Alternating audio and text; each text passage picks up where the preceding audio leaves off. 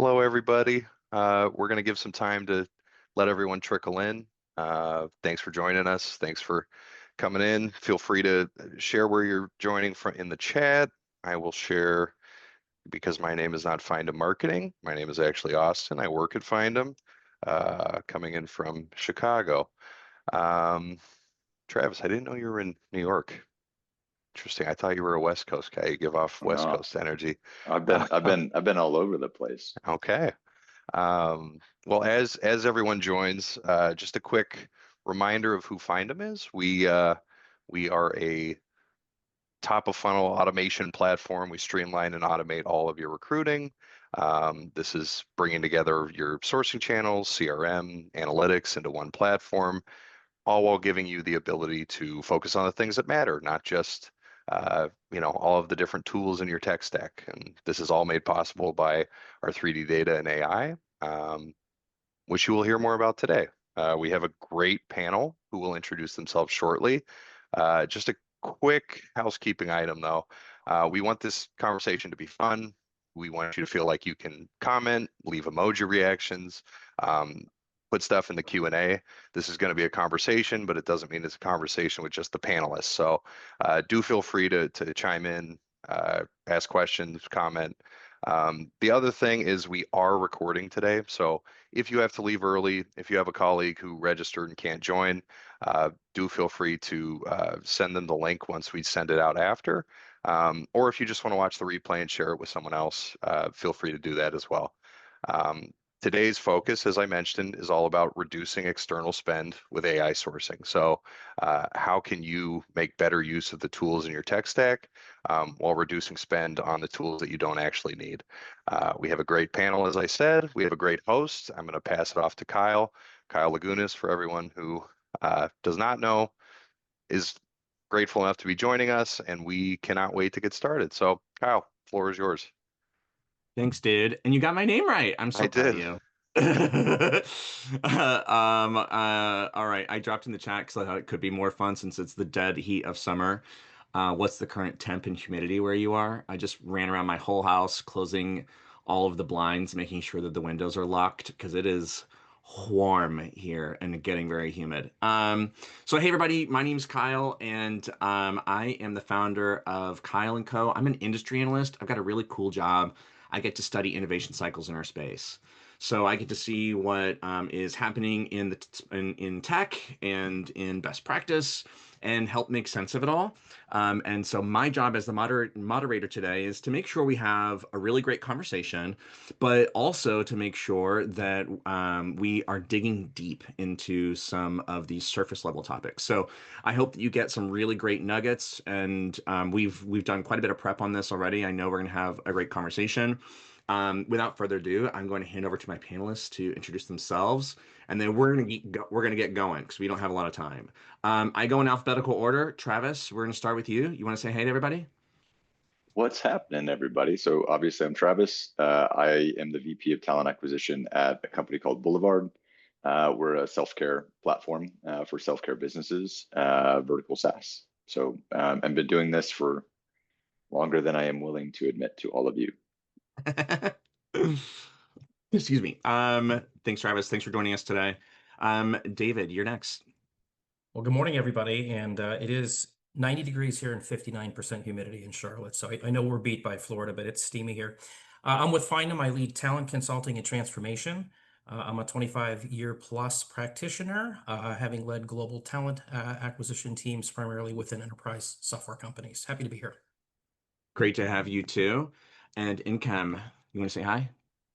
Hey everyone, Nkem Wankwa here, and I am the Senior Director of Product at Greenhouse Software, the recruiting company. Been at Greenhouse for 3 years. I'm in Plano, Texas, and it is 94 degrees right now. Awful. What are we doing? Well, we're all indoors hopefully today and getting some nice refreshing AC. Because we have 25 minutes to plow through, I think, an actually extremely compelling conversation, we're going to jump right into the deep end. So let's start with the state of play. We all know we're under a lot of pressure. I would love to hear from my panelists, why is now the moment for TA leaders to rethink their external spend what has changed in the last year that's made this a business imperative? And I'm going to throw it out to all three of you and see who wants to jump in. Because of, I was going to say, a bunch of investors told us that we needed to do it, Yep. Interesting. right? Interesting. Yep. Like both at the investment in AI and obviously anybody, they're the same people who are investing in us too. So got to do Yeah, it. right. I'd agree Well, with Travis, that. I think it's not an option to not anymore. And I think as Yeah. talent acquisition is fairly a new function within corporate America, and we're kind of coming into our own as a bona fide business function, we're in the spotlight today more than ever. So it's not an option. yeah. Yeah, it's pretty crazy. Honestly, I think the macroeconomy actually forced everyone to think about it. If you think about it, cash is super expensive right now with interest rates. So there's more scrutiny on all of those expenses. And it's no secret why budgets are actually tightening right now. So as a software vendor, I'm seeing a lot of this just across the board. Yeah, and I'm really glad to have like the broad perspective. I think that we all are feeling that same pressure, but it's interesting to understand the complexities, the different dimensions of what's behind that pressure. David, I'm going to come back to you for a second, leaning into the experience you've had leading TA teams through a number of different periods, right? This isn't the first time we've been under pressure. What are you seeing hitting now? Like, what kinds of efficiency targets are leaders being asked to hit? And how does that change the way that they should be thinking about their sourcing strategy? Yeah, so I guess I'll use my last employer as the example. I was leading global talent acquisition for Nutanix, and there was a mandate that came out from the CEO and from the board. We wanted to be early adopters of AI, and the mandate was to find 25 to 30% efficiencies within your line of business. However, it could be a speed, it could be a cost, it could be a something, but that was the pressure that was put on us. So as it related to talent acquisition, we saw this as an opportunity. So we know that I didn't have sourcers, I had full life cycle recruiters, and 85% of their time was spent in sourcing. So I guess my view on AI and how do we leverage it for us, it's to reduce high effort, low value tasks and be able to redeploy the time into the more strategic endeavors. Our recruiters at the same time felt overloaded constantly. And I think we know today if you post a role, you're getting like 500-600 applicants a day. It's insane. We didn't have the right technology to be able to move through that quickly. And we also didn't have the time to create those indelible candidate experiences. So I think that the technology gives us the advantage to be more human with the candidates, to story tell, to sell, to close, to prep, to really convey what's special about our company and our culture. Our CEO Hari talks about automating the IQ to focus on the EQ. And I would also mention that we took this as an opportunity to upskill our teams by changing. I mean, we're all concerned and we've all heard that saying, it's not AI that's going to replace you, it's someone who knows how to use it. So we felt like we wanted to really use this as an opportunity to right a lot of wrongs and also to upskill our team so they would be relevant with their skill set, in the present and moving on in the future. Yeah, and honestly, that moving on in the future is like that timeline, that horizon is getting closer and closer, right? Every cycle is getting tighter. I think that's part of what the pressure is too. These have always been best practices. Efficiency is not a bad word. I think efficiency can be excellence. We want to make the most of the resources that we have, but the cycles of reaction are getting a lot tighter. Travis, I want to come to you for a second because you are in an interesting period, because your organization has just completed like a fundraise. And in the past, when you get a raise, you're like, "Yay, we're flush." We've got some momentum, we've got some opportunity. What are you finding is the new reality? You're still under pressure. How has this experience gone, and how is that experience affecting the tools you keep and what gets cut? Yeah, it's interesting. So we just closed Series D, and it was an $80 million round. And I think had this round closed 5 years ago, it would have been 100 million or 120 million. Hmm. And so I think what we're seeing is investors are making bets with the assumption that AI is being deployed. And so it's kind of this reflection that we're seeing, where the expectation is efficiency and use of technology to its utmost. And when you're in a situation where like one, you're like the VC community is kind of creating this environment in which one, like they have invested heavily in AI and want to see the success of it. Two, their portfolio companies are going to be part of the overall network. And what typically happens with VC communities is obviously like everybody gets to know everybody and they start using their own stuff or each Yeah. other's stuff, right? And so AI is part of that. So the expectation is that like AI needs to be successful because there's trillions of dollars of investment into it. And we're going to give, less money, rounds are going to be lower. 5 years ago, again, 100 million bucks, we would have hired, we're 400 people now. We would have already been 400 people going into the round. We would have been exiting in 2 years with, 500, or excuse me, an additional 500 people. So 1,000 total people. So the expectation for us as TA leaders is just to be really, really efficient. And I think like the other side of that coin is we need to be efficient and we need to provide them the best possible experience for everybody involved, whether that's like our internal stakeholders and customers or our external customers, the candidates. So it's a tremendous amount of pressure. And so really that's why like AI, there is no other option. One, there's just like a mechanism that is really, pushing it. And the second component is like from an experience perspective, humans want to be hired by humans. And so, we can automate the things that maybe are a little bit, let's just say like draining effort, so that we can focus on some of those high value things that David mentioned as well. Yeah, it's really interesting, and I actually am. I'm also a little satisfied, like glad to hear that there is also that expectation to balance. It is not just like all holds bar or no holds barred, like efficiency, like period, automation period.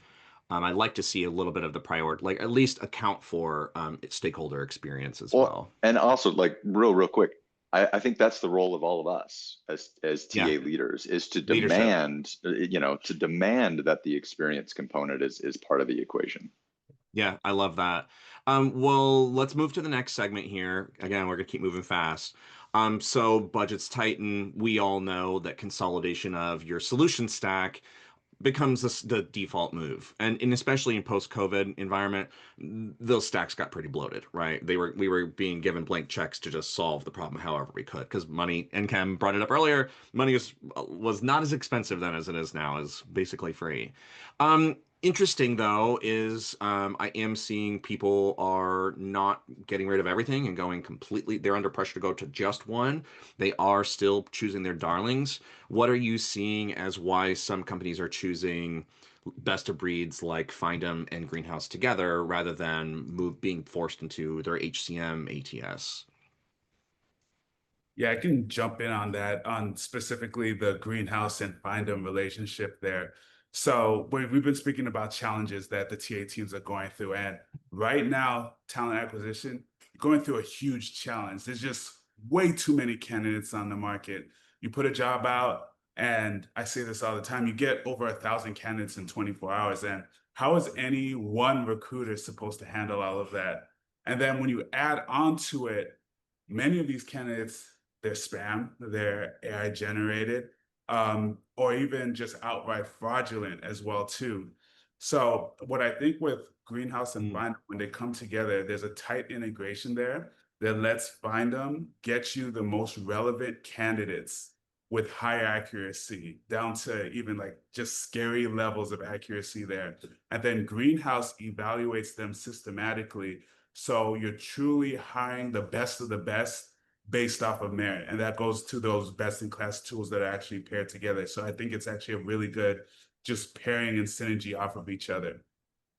Yeah, and from the sideline as an industry analyst, my job is to track the vendor landscape as well as, emerging best practice. I think it's been interesting to see solution providers working hard on joint value proposition. Whereas before it was like, yeah, you have some of our, like we have some of the same customers and we don't have too much product overlap. Yeah, let's build an integration together. Like that's fine. We'll have some events together. That's fine. To see co-innovation and to see like aligning on what the outcomes you're delivering for your joint customers is cool. I think that's like a really great ecosystem. It's a sign of a healthy ecosystem. So I'm glad to hear it. I'm glad to see it. I would like to know how that's actually playing out. So Travis, if I can come back over to you, I'd love to hear, I'm sure everybody who is running talent acquisition or even just sitting in talent acquisition right now is getting pitched all over the place about the latest and greatest, like, whistles and bells.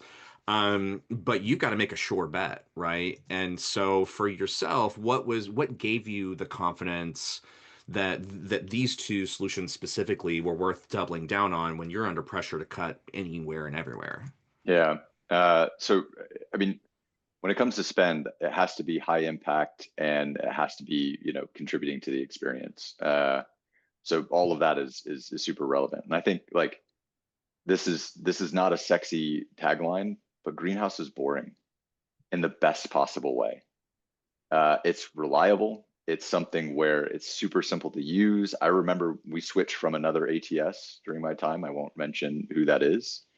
And I remember as soon as we implemented Greenhouse, my CEO came to me and said, "This is so much better than our previous solution. It was Love. just easier to navigate, all that kind of stuff." The other thing is in this kind of like AI tooling proliferation moment that we're going to see, I don't actually think that the really meaningful and impactful innovation is happening in some of these core tools. Mhm.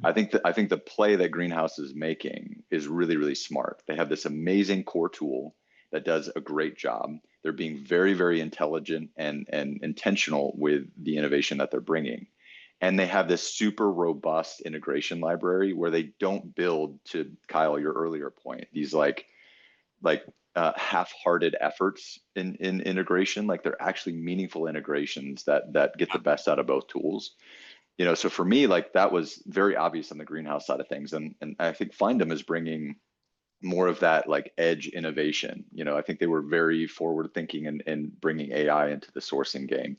They've been very forward thinking in terms of like the amount of data and the full profile view that you get of folks. Like it's so much richer, and so you have more informed decision making earlier in the funnel, which I think is really, really important. So for me, it's like, you know again, like getting the tools that make the most sense, that are going to cause the least amount of headache. Operation spend is always really, really tough in our space, right? So like having stuff that I can rely on that doesn't take a ton of time and effort, and then I can get kind of crafty with testing and doing pilots with some of the fringe new proliferation of tooling that we're seeing. Yeah, I mean, you can't innovate without a strong foundation, right? Yeah. Otherwise, it's just a mess, like a house of cards. And I've had the opportunity to hear John Strauss, one of the co-founders of Greenhouse, speak about their approach to AI, and it really is just like a steady hand at Greenhouse. And I always just liked the philosophy of like our job is to make sure that you've got that strong foundation, and that we're going to make sure you are able to build what you need to build.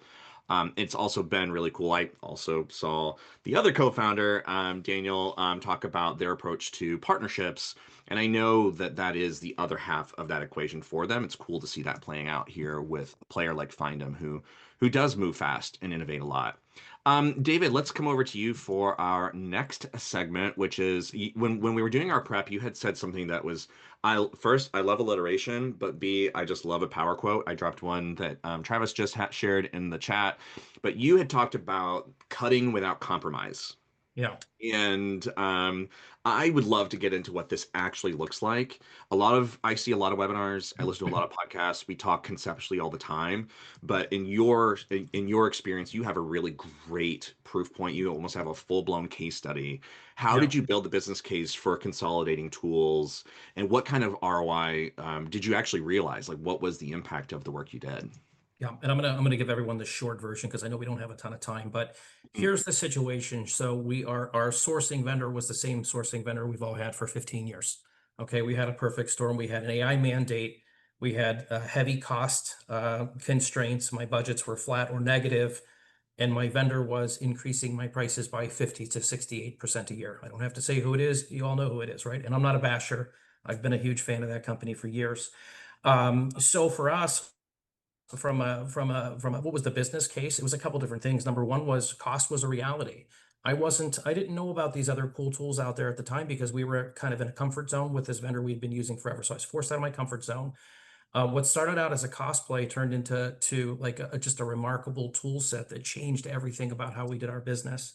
I think the second area we looked at was experience, and Travis has talked about that a lot. So not just a better experience as a trickle down to a candidate or a hiring manager, but to the recruiter, right? That was part of our design principle. We believe that happy recruiters are better recruiters, and we actually asked the question, could we build a tech stack so good that it would become a retention mechanism? If anybody has had the pleasure of leading a talent acquisition team during the Great Resignation, you were losing a recruiter a week to somebody, right? And the other thing was results. So we wanted to show, and we were really metrics driven. We wanted to reduce things like a couple of our metrics was rec open to first candidate flow. So we use Tableau. So Tableau just goes on a 7-day work week. But we went from 9 days to 5.8 days, 35%. Our total average from open to accepted worldwide, every level, we started out at 55 days. 55 days, we got down to 38. That's 30%, right? So we were able to, I think the other thing is we were just able to, with AI, you don't have to necessarily cut your teams. You can just grow and scale instead of adding people. You can do it through technology. We were able to do that. And then I guess the other thing are the NPSs. So we had the candidate NPS shot up, the hiring manager NPS, and sometimes the candidate wasn't because they got the job, it's because they got a response. They weren't ghosted. And then we had one of our lowest ranking internal pulse items every 6 months was around systems and tools for the recruiters. Huge uptick there as well. So I would say this, what started out for us is maybe just a cost savings effort, opened up our eyes to an entire new world. And the ROI far exceeded what we would have anticipated. Some intended and some not intended. Yeah, I love to hear it, especially because it validates my perspective. So selfishly, efficiency is not a bad word. Efficiency can and should be aligned to excellence. You'd said it wasn't just about cost savings. You actually scaled your impact and saved a ton of money, which is the goal for, especially in this moment we're in now. Travis, I'm going to come over to you because I would like to keep it on this like real world experience, cutting without compromise. You all made a hard pivot. And when you decided to go all in on Findem and Greenhouse, like what did you eliminate, and then what did you unlock with this alternative solution? Yeah. So I don't have the quantitative data because we weren't measuring before I joined, and I was able to do this pretty early in my tenure. So it's been 3 years now, which is I think maybe a little bit more ammo for the fact that it worked really well. So we haven't had to go backwards at all. Again, vendor was the vendor we all know very well. And we made the decision to pivot entirely off of that vendor and use them for what their original purpose was, which was more of this kind of social presence type of approach. So it's become more of a branding play for us than anything else. And like, so one, from a cost savings perspective, it was massive, which is always helpful, and the CFO loves that, right? But two, our primary focus was on quality. So we wanted to see an increase in quality. And a lot of what we're doing, especially at this phase of our business, is bringing in domain expertise that we don't currently have in the business. And so in many cases, we're vertical SaaS. We're actually, a fintech. We've got a payment processing component to our product. So we have a lot of sort of niche components to what we do. And obviously they all need to work together. It needs to be the seamless experience, yada, yada, yada. So in many cases, we're looking at searches where there are 100 people in the country who could do the job that we need them to do. And so the level of detail and fidelity that we're able to get with Findem in comparison to our previous tool, and the insight that we're able to gather, just builds a level of confidence that we are reaching out to and having the conversations with the right folks. And I think that's what's really interesting is people always ask, let's look at source and where your hires are coming from. And I think a lot of times you look and you go, okay, we've put a lot of effort into sourcing, but it's not actually translating to hires. Yeah. That I think is actually a false way to look at it, because a lot of times for decision making, you need to just feel like you are making a decision that is well informed and that you have seen as many options as you possibly can. And so to me, that's the other thing that Findem brings to the table, is Mm. even though we may source and find candidates through Findem and they don't get hired, it is giving confidence to the decision makers that they have seen what the market looks like and that they are making an informed decision. And so it's Love that. a lot like you can't even measure that, but from a psychology perspective, it really is true. You sure can, because you can look at cycle time between submission to You're right. acceptance, right? Right. To putting that Yeah. slate together. How many times are we going back to the drawing board? See, this is why I need you as my operations An person. industry analyst, You baby. know, come on. Well, so I don't know why we crammed this into 30 minutes. I'm going to blend this next question together because I really like the question we have for income, but I want to weave it into our closing section. So the shift that we're experiencing, I think that it's worth celebrating every win that we get from our talent leaders and talent teams. But we're talking about more than just spend, right? We're not just trying to cut spend. That's the wrong way to approach. It's about making better decisions, smarter decisions. And we've talked a little bit about the changing role of the the core system of the ATS. Income, what do you see how is Greenhouse helping leaders with making and defending these decisions with better data and visibility? I'm looking at like what is the advice for our teams that are navigating this change, and how are you guys meeting the moment for your customers? Yeah, so Greenhouse in particular, as you all know, we hang our hats on the structured interview processes, right? But as of late, we've kind of taken that a step further. So this year, we put out a bunch of AI tools that are embedded into the systems and processes. So they just work kind of out of the box. So we have things like AI generated job post descriptions that help make you create consistent job posts so you can target the right candidates. And then from these job posts, you can create AI scorecards that help you create the candidate evaluations based on exactly what you said that you were looking for, right? It just makes sense there. And then from these scorecards, you can generate interview questions to craft the perfect questions to get what you want out of the candidate evaluations. And then from the candidate evaluations, you can put together a scorecard summary when you're doing your debrief and getting everybody together to evaluate this candidate versus this candidate and all of that, right? So these are the kind of tools that we have that help you make better decisions. And then on just to defend yourself from a visibility standpoint, we're completely overhauling our analytics to basically allow our customers to be able to graph everything within the system. So you have better visibility into saying, hey, we become more efficient. We're picking better candidates and all of that. So yeah, I think this year is a big year for us as far as increasing the amount of decision making or the quality of decision making that our customers actually go through. Hey, that's the level of partnership you've got to deliver. Cool to see you innovating in a high utility approach. David, I'm going to come to you though. I love the point that you had made in our prep about new core competencies that our teams need, especially as we're thinking about this shift. What do you see as rising in importance, and what do you see maybe fading into irrelevance? Yeah, I think, by the way, the financial result of all of our changes where we avoided that 68% price increase and we saved $500,000 a year. That is irrelevant if you don't adapt behaviors and workflows. Okay. So what do I see out there? What I see is we're bringing in a lot of companies that don't succeed in these transformations. They're bringing these space age tools in. They're hiring the same profiles and they're trying to use the new tools in the way that they used the old other tool that came Interesting. out in 2003. Okay, so Mm, think about this. 15 years ago, we would hire recruiters based on their Rolodex. There's no secret hidden pool of exclusive candidates that you have to pay someone 30% to get to anymore. They're everywhere, right? So mm, do we need to hire based on a Rolodex anymore? No. If we take a look at automations and workflows, even things like organizational skills, time management skills, those things are less important. And the things that are more important are those experience, the storytelling, that those different things like that, right? So what I would encourage teams thinking about or going through a transformation is it has changed. The DNA of your organization needs to change. How you do capacity modeling should change, right? The way that they spend their time should change. Your metrics should change. So changing behaviors and changing habits is the critical component. And that's the biggest miss I see is using new tools, trying to do it in the same way. These are different products. Pick up the yep, I phone, think Owen. that we overplayed on configurability of these tools too, to show that we can actually support your very special and unique process.